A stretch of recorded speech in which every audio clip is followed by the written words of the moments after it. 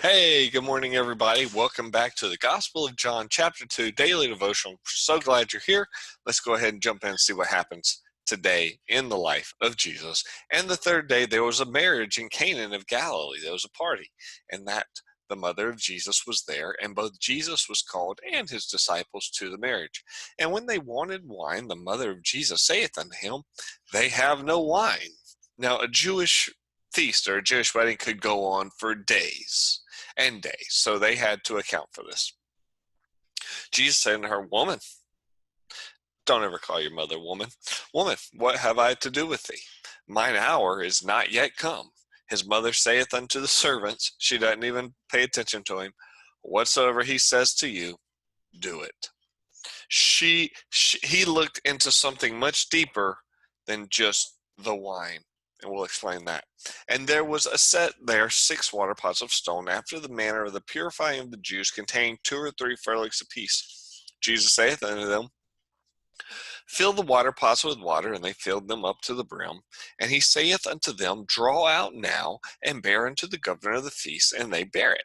And when the ruler of the feast had tasted the water that was made of wine, he knew not whence it came, but the servants which drew the water knew. The governor of the feast called the bridegroom, and said unto him, Every man at the beginning doth set forth the good wine, and when men have well drunk, then that which is worse, but thou hast kept the good wine until now. The beginning of miracles did Jesus in Cana of Galilee, and manifested forth his glory, and his disciples believed. Now remember, this is the key word for the book of John, believed on him. After this, they went down to Capernaum, he and his mother and his brethren and his disciples, and they continued there not many days. So John starts the second chapter with Jesus' first miracle, turning water to wine. During the festivities, the supply was exhausted. Jesus' mother said, They have no more wine. Jesus replied, indicating that Mary was suggesting that he make a public manifestation of his prerogatives as Messiah. She was wanting him to expose himself as the Messiah. Jesus, it wasn't about the wine. It was about his identity. Jesus had been obedient to his mother throughout his life, but the time had now come when human kinship must be subordinate to spiritual relationships, saying, you can't really, he did not deny his mother's request, but he did let her know that it was not time to be revealed as the Messiah. The governor of the feast didn't know, but the servants knew. It was not time to be revealed. A few takeaways we see in the story of Jesus. He saves the best for last. We are in the last days, I believe that to my core.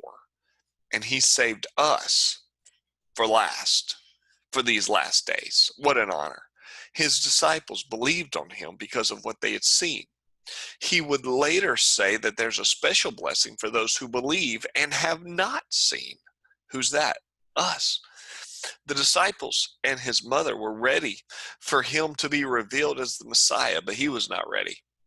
He was not subject to their desires, but he was subject to his purpose and his desires, and made his desires and his will be our desires as well.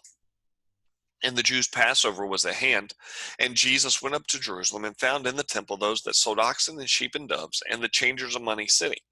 And whenever he had made a scourge of small cords, he drove them out of the temple, and the sheep and the oxen, and poured out the changers' money, and overthrew the temples, and said to those that sold doves, Take these things hence, make not my Father's house a house of merchandise. And his disciples remembered that it was written, The zeal of thine house hath eaten me up. Then answered the Jews and said unto him, What sign showeth thou unto us, seeing that thou dost these things? Why are you doing this? And Jesus answered and said to them, Destroy this temple, and in 3 days I will raise it up. We understand he's talking about his body, but they didn't know. Then said the Jews, 46 years this temple was in building. 46 years it took to build this, and you're going to build it back in 3 days? Come on, man. But he spake of the temple of his body. When therefore he was risen from the dead, his disciples remembered what he said to them, and they believed, there's that key word, believed the scripture and the word which Jesus spoke. When Jesus threw the money changers out of the temple, everyone understood that this loving shepherd was dead serious about righteousness and justice. The Temple of Jerusalem had been dedicated as a place of meeting between God and his people. Because of the perversion in the temple, Jesus made a whip out of cords and began to drive people out while reminding them that the temple's purpose was to be a house of prayer. At one point, he said, "It's a house of prayer. You made it a den of thieves." It's not a place for merchandise. It's a place, there's a bigger purpose here, and you're not fulfilling its purpose, so he drove them out. People followed Jesus because of his courage to do hard things, which came from his sufficiency in God, not praise from others. He didn't need them, so it's hard for them. It's hard to lead whenever you need. Your sufficiency must come from God. This allowed him to carry out unpopular tasks and leave his unforgettable mark. The proof of his authority came in his death and resurrection. Like so many of Jesus' signs, this is not understood by his listeners, but it would later be revealed. When revelation comes, so does the choice of belief. Will you believe whenever you have greater revelation? Will you act whenever you have greater revelation? When God shows you something, what will you do with that revelation? Now, when he was at Jerusalem at the Passover and the Feast of Many Days, many believed in his name, key word there, when they saw the miracles which he did. But Jesus did not commit himself to them because he knew all men, and needed not that any should testify of man, for he knew what was in man. He didn't commit himself to them. He didn't, quote unquote, need them. He didn't need them to believe in him because of a miracle. He wanted them to believe in him for who he was, not because of what he had done. Jesus in the temple in this manner is believed to happen twice. It's believed he's gone into the temple twice and done this whipping. This was the first time when Jesus had visited. Hey, good morning. This was the first time when Jesus first visited Jerusalem for the Passover after the inception of his ministry. He used the occasion to publicly present himself to the nation as designed. Now it's like, now we're ready. Not so much to create interest of arousing attention as to call the people to a consideration of the significance of the signs.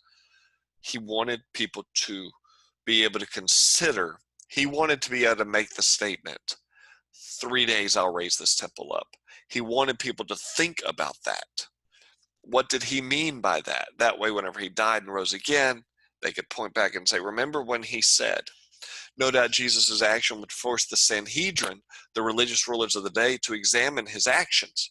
And that examination would lead to the most famous conversation in the Word, which we will dive into tomorrow. Jesus and another man have the most famous conversation in the Bible, and that will be exciting. Well, hope you enjoyed today's lesson. Hope you have a great day, and I'll see you tomorrow. Bye-bye.